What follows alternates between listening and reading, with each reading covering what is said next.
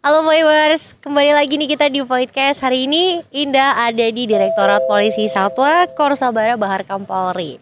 Kita bakal ketemu sama pasukan K9 yang lucu-lucu, menggemaskan tapi juga gagah sekaligus. Dan kita juga bakal tanya-tanya nih di sini seperti apa sih fasilitasnya, sarana prasarananya, dan proses rekrutmennya kayak apa. Dan kalau mau lihat juga nih ya pasukan-pasukan K9-nya ini kalau latihan kayak apa, kita lihat nanti bareng-bareng ya. Stay tune di Voidcast hari ini.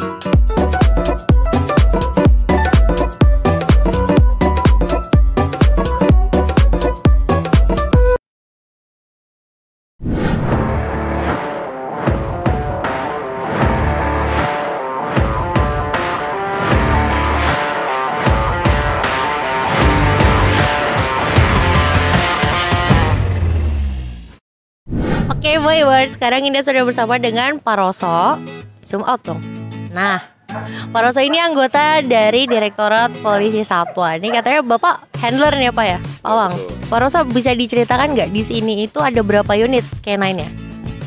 Untuk di Detasmen K9 sendiri, kami ada 5 unit, yaitu unit deteksi bahan peledak, deteksi narkoba, deteksi SAR, dan pelacak kriminal umum unit Dalmas. Nah Pak, kita juga mau tanya nih, kalau di luar kan banyak ya di sosmed ada K9 dari papis, dari masih kecil-kecil itu. Kalau di sini sendiri proses rekrutmennya gimana sih Pak?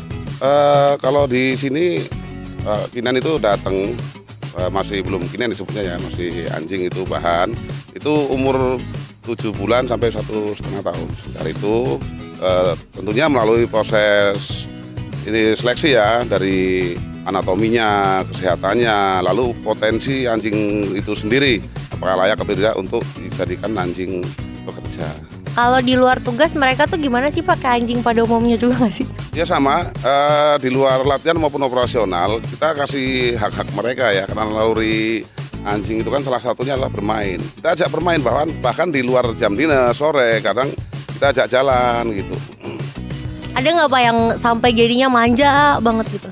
Banyak, rata-rata. Memang syaratnya untuk anjing bisa dilatih harus ada ikatan dulu sama pawangnya. Jadi malah sebelum dilatih anjing itu baru datang, pawang itu membentuk ikatan dulu dengan anjingnya sampai anjingnya benar-benar dekat, manja, merasa tergantungan. Akhirnya ada hubungan yang kita sebut simbiosis itu ya, saling membutuhkan, saling mengerti, baru bisa dilatih. Nah Bapak ini kan juga pengalaman handling anjing nih lama ya.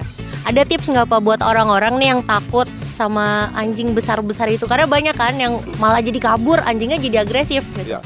Nah itu harus apa sih Pak kita sebenarnya kalau kita takut tapi terpaksa deket-deket? Kalau takut deket-deket sebaiknya tanya dulu sama pemiliknya. Ini anjingnya galak atau tidak. Kalau pemiliknya bilang aman, ya dia nggak mungkin bohong, pasti aman kok. Gitu. Karena nggak semua anjing yang tampangnya sangar, gede-gede itu galak, nggak semuanya. Di sini banyak, iya. Di sini banyak kok. Kalau yang di unit narkoba, bahan peledak, sama unit SAR, itu mereka anjingnya baik-baik semua, walaupun tampangnya sangar-sangar, tapi mereka nggak galak gitu. Jadi memang friendly banget lah semuanya anjing itu. Oke Pak Roto, terima kasih. Voiwers, kita pindah lagi ke tempat lain ya. Nanti kita akan ketemu sama si K9 menggemaskan itu.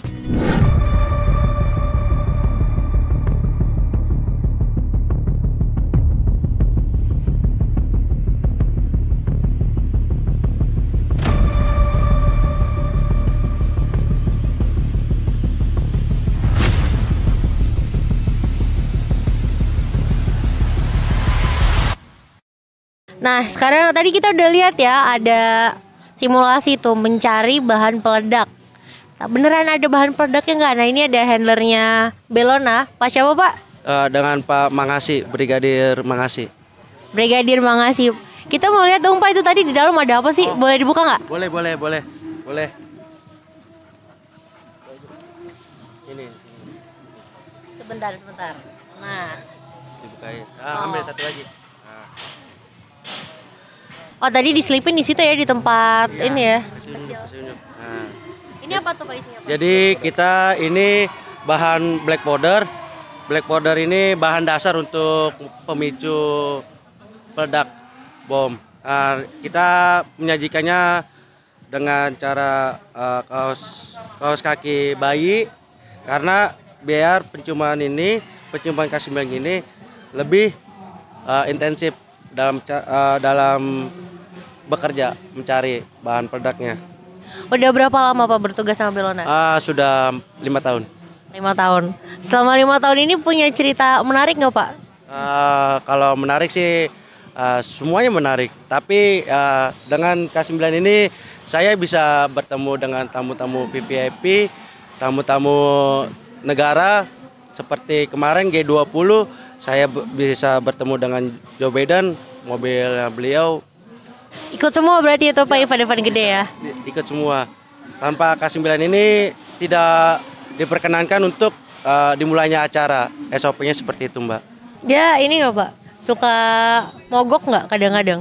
Kalau mogok itu kadang-kadang dia karena cuaca panas ataupun dia lagi mohon maaf kayak mens, dia akan berubah perilakunya. Ya? Siap.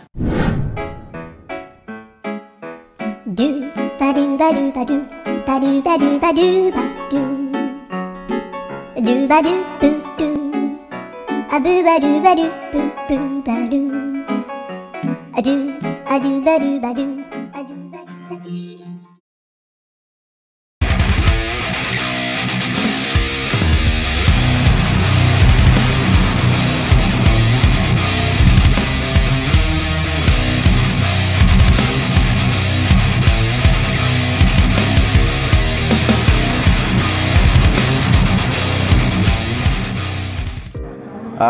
Oke, saya perkenalkan, saya nama Suminto Eko Sucipto dari unit Cakum, pangkat Bribka, dan kebetulan saya khusus untuk pelacak kriminal. Untuk anjingnya namanya Atok, usianya 3,5 tahun. Ini jenisnya Belgian Malinois, untuk spesialis kriminal. Sangat menyenangkan. Untuk kita di sini ketika kita ada problem ketemu sama dia akan hilang di lapangan itu. Ya pasti. Terus ya itulah, ini sebagai kawan kerja, rekan kerja, terus kawan sehari-hari enak. Dia itu kebiasaannya ya itu, kalau pengennya dibebasin, ketika dia bebas dia maunya sebebas mungkin. Tapi ketika nanti dia bekerja dia mau ngikut apa aja perintah kita. Jadi kita harus kasih dia kebebasan untuk itu. Urutannya kita dari pagi sebelum apel itu kita datang, bersihkan kandangnya, terus bersihkan dia, kita lap bersih pakai kain basah. Kita tidak bisa mandikan dia setiap hari karena nanti pasti akan rontok karena dia nggak ada pori-pori. Kita perawatan, kita semua bersihkan, baru nanti kita bawa apel. Setelah apel baru kita masuk ke materi untuk latihan. Ya tentu kadang-kadang kita medan di lapangan itu kita nggak bisa prediksi untuk kondisi lapangan ya. Jadi kadang-kadang ada yang lokasinya ada beling-beling itu, kita khawatir banget karena apapun ceritanya dia rekan kita pasti nggak mau dia kenapa-napa itu. Perkenalkan, nama saya Bribda Putri Winianggriani. Saya dari unit narkoba. Anjingnya namanya Lilu, jenis German Shepherd, umur 5 tahunan. Bentuk bonding ya, itu pertanyaan bagus sih sebenarnya.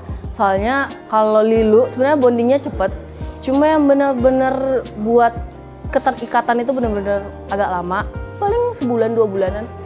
Tapi saya butuh seminggu. Pelatihannya kami mulai dari pendasaran dulu. Jadi pendasaran itu biasanya pengenalan bau.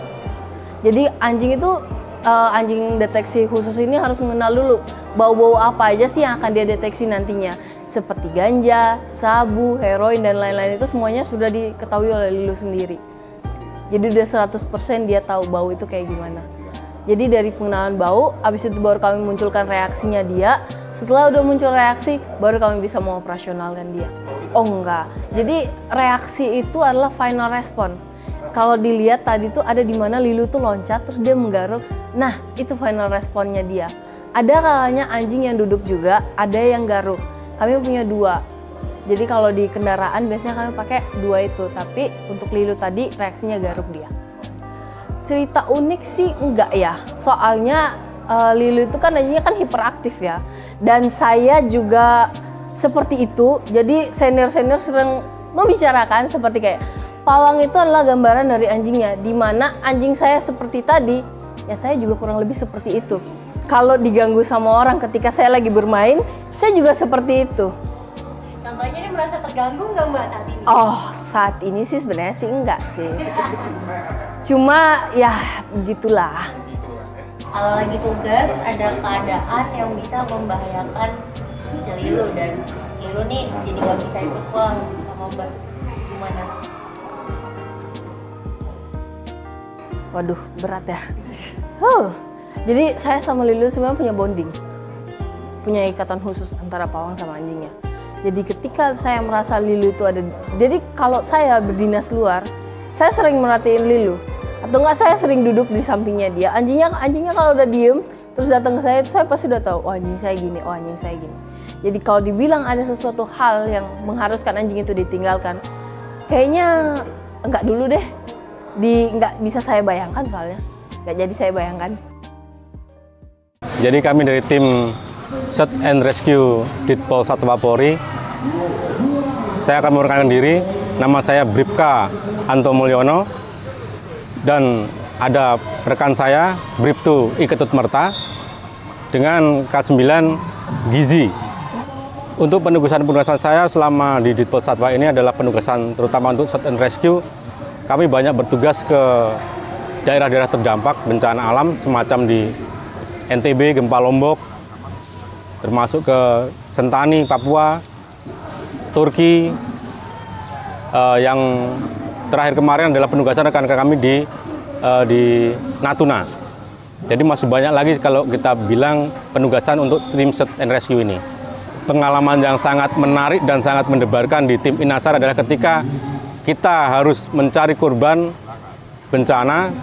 Di situ kita mengalami gempa-gempa susulan kembali, karena membuat kita panik juga. Karena sebagai tim, kita harus menyelamatkan diri kita dan juga menyelamatkan orang lain. Tentunya kita, kalau yang perlu kita lakukan adalah kita harus cepat memonitor ke rekan-rekan kita, karena kita harus evakuasi lebih cepat. Karena namanya kita bermain dengan alam, kita tidak bisa prediksi kapan akan terjadi gempa susulan atau bahkan semacam luncuran awan panas semacam kayak di Semeru. Karena kita harus membutuhkan waktu, kita harus cepat escape untuk keselamatan kita atau keselamatan tim kita.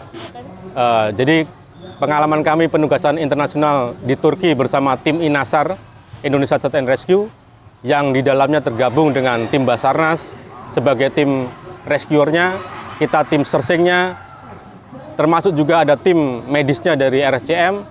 Di sana kita sangat-sangat antusias karena itu adalah penugasan pertama tim Inasar Indonesia untuk membantu korban di Turki.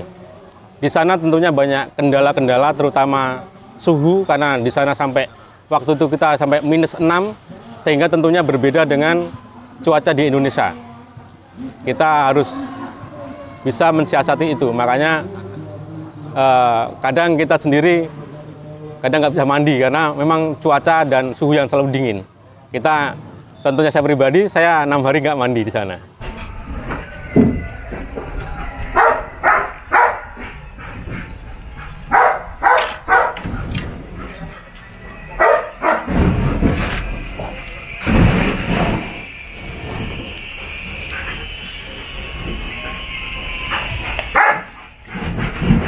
Sebenarnya ketika dia di lapangan itu, kalau dia udah merasakan capek, ibaratkan kayak orang lah capek tuh, dia kalau kita panggil apa semua, dia ngelihat saya gitu, ngelihat saya kayak orang kalau dia bisa ngomong, weh aku capek loh gitu kerja gitu. Itu kalau saya beberapa kali saya merhatikan dia di lapangan apa semua, istilahnya yang namanya hewan kita aja capek kan gitu. Itu sih yang saya lihat keunikannya dia ketika dia udah search di lapangan, udah mungkin main 1 jam 2 jam udah capek, mau dipanggil tuh dia ngeliat dulu gitu, lihat lama gitu. Udah kalau udah seperti itu udah saya berhentikan, saya istirahatkan dia. Misalkan nih ya ada skenario di mana Bribtu Merta harus meninggalkan Gizi di lokasi karena harus mengevakuasi diri sendiri. Bagaimana perasaan? Ya kalau perasaan kayak gitu sih gimana ya, belum bisa saya putuskan Bang, berat gitu lah. Nah, ya karena ibaratkan kita meninggalkan rekan kerja kita sendiri gitu. Ibaratkan kita perang gitu. Kalau kita melihat teman kita ditembak, tega nggak kan seperti itu? Nggak tega, siapapun nggak tega. Jujur saya nggak tega kalau ninggalin dia. Istilahnya sendiri di lapangan kalau terjadi sesuatu gitu. Lebih baik sebisanya mungkin ketika kita di lapangan kalau memang udah nggak kondusif situasinya, saya nggak bakalan jauh-jauh dari dia. Kenapa? Ketika terjadi sesuatu, cepat panggil dia, kita lari, evakuasi sama-sama.